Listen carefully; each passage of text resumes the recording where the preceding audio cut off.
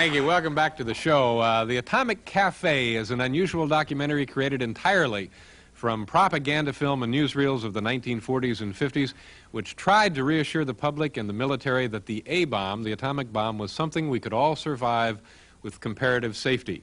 Two of the producers of the Atomic Cafe are with us, and we'll explain. This is Jayne Loader and Pierce Rafferty. Thank you, folks, for...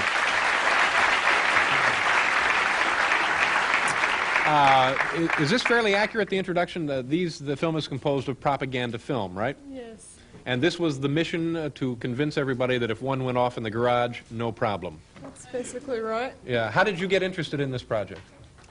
Well, we discovered some years ago in San Francisco this book called 3,433 U.S. government films, and we started looking through it, and it had films like You Can't Get Away With It by the FBI. And we started to realize there was a whole wealth of this material out there that no one had ever really assembled into one package, and set out to do a film which dealt with propaganda only, and then evolved into something on the A-bomb when we saw all the material that was on that subject. Yeah, was there anything, was it surprisingly good, surprisingly bad, or any surprises, or what you thought it would be? It was surprisingly a lot of stuff. There was much more than we ever imagined when we started researching it. Where did they use these films? On television or in theaters? Or? Some were films for children, some were films for the military, some were films for newsreel audiences. They had films on every imaginable subject relating to the bomb, on how to use your car effectively to get out of the city quickly, on how to keep your food exactly ready to go, how to pack up the trunk of your kit. Right. We have some a sample of what is in the motion picture Atomic Cafe, and I guess is it self-explanatory? Do you need to tell the folks what we're looking at here? I think the first clip is mostly a clip directed at soldiers, and it was designed to reassure them that they could survive both atomic tests, which they were all subjected, a lot of soldiers were subjected to being in atomic tests, and a nuclear war should we ever have to fight one. All right. Do you know the year roughly of this that we're going to look at? It's a compilation of a lot of different clips. Okay. All from the 50s. But this would be an example of military propaganda within the military. Soldiers. Okay. Take a look at the monitors, and we'll see what we're looking at here. You are here to participate in an atomic maneuver. This is not a haphazard maneuver. Careful planning for it started months back. Watched from a safe distance, this explosion is one of the most beautiful sights ever seen by man. You're probably saying, so it's beautiful. What makes it so dangerous? Basically, there are only three things to think about. Blast, heat, and radiation.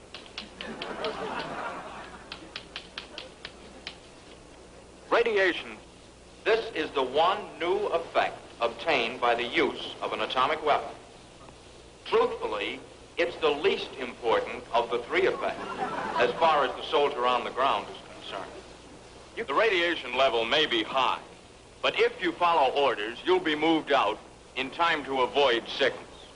Finally, if you receive enough gamma radiation to cause sterility or severe sickness, you'll be killed by blast, flying debris, or heat anyway. Well, that's the story. Don't worry about yourselves. As far as the test is concerned, you'll be okay. A submarine bomb exploded in a harbor might affect a city.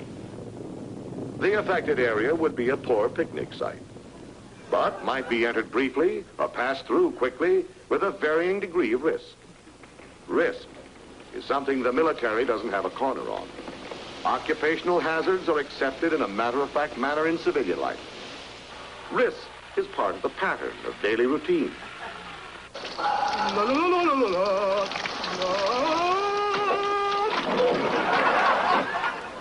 Some of the falsehoods circulated about radiation effects are trivial, but upsetting. They're beamed right at one's self-esteem.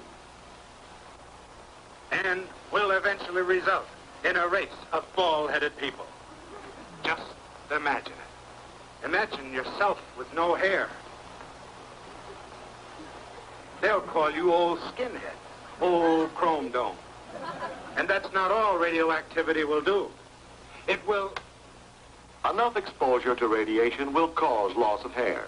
The treatment, if you'd insist, would be symptomatic. A toupee. But the condition would only be temporary. Your hair would come back. Same color, same cowlick. Which puts the finger squarely upon one of the major fallacies in the public attitude toward atomic weapons. It's the fallacy of devoting 85% of one's worrying capacity to an agent that constitutes only about 15% of an atomic bomb's destroying potential. And that's unsound. Doesn't fit. That's amazing. Now, this seems so silly. Did the government actually believe what they were telling us, or did they not know, and so they chose to make everything seem to be relatively harmless? Well, I don't think they believed it. I think they consciously, especially with the soldiers, consciously tried to reassure them so that they would do as they were ordered, which is to, participate in these atomic bomb explosions, which endanger their health when they're now getting cancer from... Yeah, but the point is, did they know there were negative things going on, or were they just assuming that there would be questions and people would be worried, so they produced these things? That's hard to prove. Yeah. It's very hard to prove. I think they knew, and a lot of evidence is coming out now that would support that contention, but it's impossible at this point to say. The scientists, for example, wore suits at a lot of these tests where the soldiers marched into the blast area. All the GIs just had regular clothing. This is 25 years ago, 20 years ago. It's hard to say. The next one we have is an application for civilians, right? A piece of film Right. for... Designed for civilians. Designed mostly for school kids. Okay. It was, to show kids what to do in case of an atomic bomb attack. It was shown all over the country in schools, and...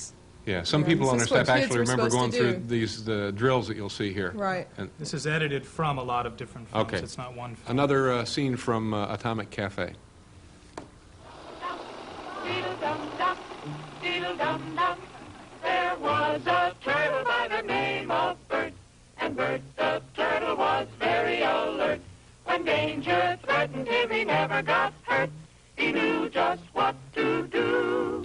He ducked and cover, duck and cover. Now, you and I don't have shells to crawl into like Bert the Turtle, so we have to cover up in our own way. Paul and Patty know this. No matter where they go or what they do, they always try to remember what to do if the atom bomb explodes right then. It's a bomb. Duck and cover. Here's Tony going to his Cub Scout meeting. Tony knows the bomb can explode any time of the year, day or night.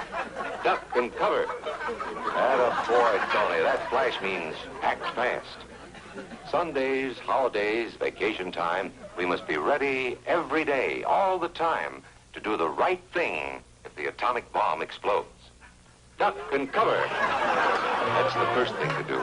Duck and cover. First, you duck. Then, you cover. You duck and cover tight. Duck and cover under the table. It's a bomb. Duck and cover. Duck and cover. Duck and cover. Duck and cover. Duck and cover. Duck and cover. Duck and cover yourself. Duck and cover. Duck and cover. Duck and cover.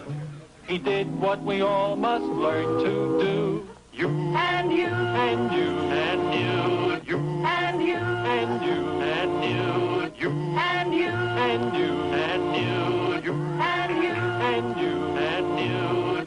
duck and cover. Remember what to do, friends. Now tell me right out loud. What are you supposed to do when you see the flash?